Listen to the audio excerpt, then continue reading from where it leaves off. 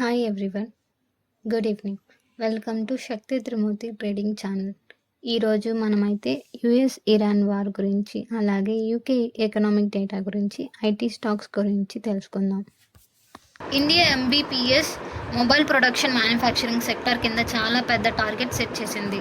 Mobile production మరియు ఎక్స్పోర్ట్ని దాదాపు డబుల్ చేయాలని, అలాగే ఒక 60,000 ఎక్స్ట్రా డైరెక్ట్ జాబ్స్ క్రియేట్ చేయాలని చూస్తున్నారు. ఎంబీఎంఎస్ పీరియడ్లో మొబైల్ ప్రొడక్షన్ 39 లక్షల క్రోర్స్కి, అలాగే మొబైల్ ఎక్స్పోర్ట్ 15 lakhs క్రోర్స్కి రీచ్ అవ్వాలని టార్గెట్ పెట్టుకున్నారు.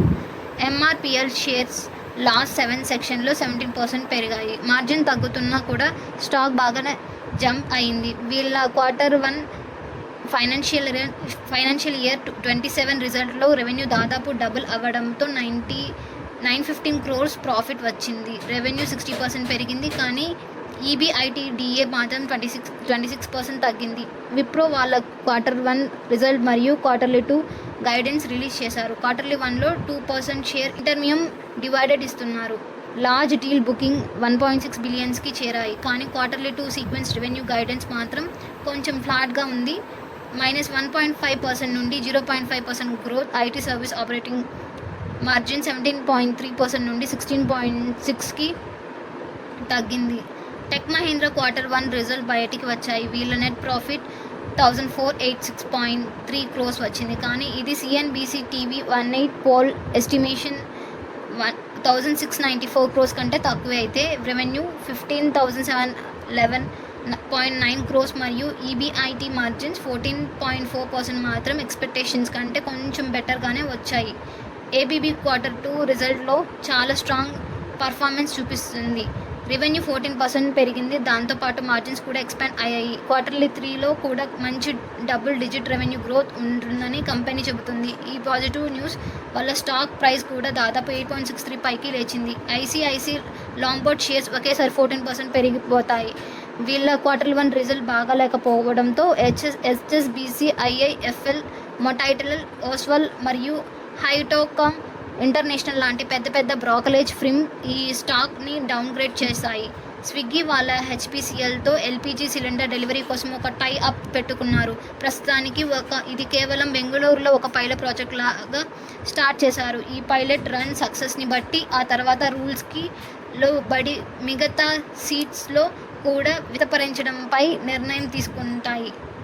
యూకేకి సంబంధించిన May month GDP data release అయింది. జీడీపీ గ్రోత్ ఎస్టిమేషన్కి తగ్గట్టుగానే 0.1% పెరిగింది.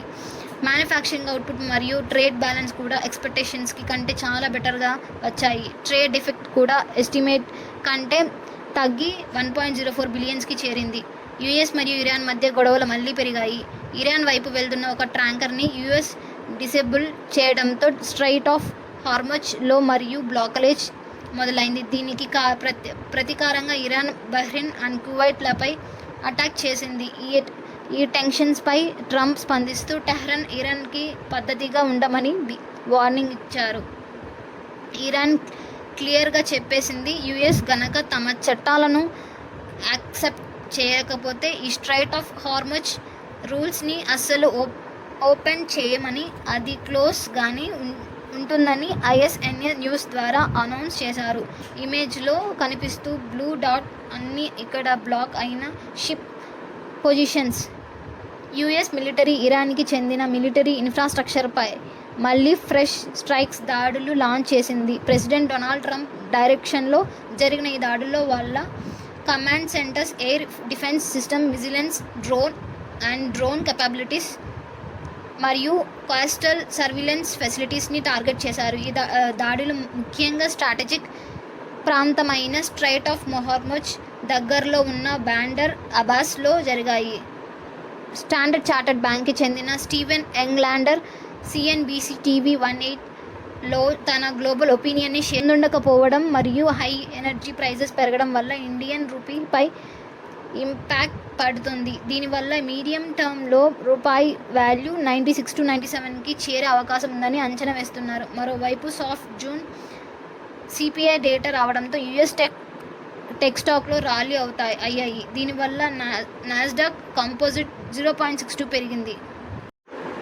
Thank you for watching. If you enjoyed this video, please like, share and subscribe to Shakti Trimurti Trading channel. We will be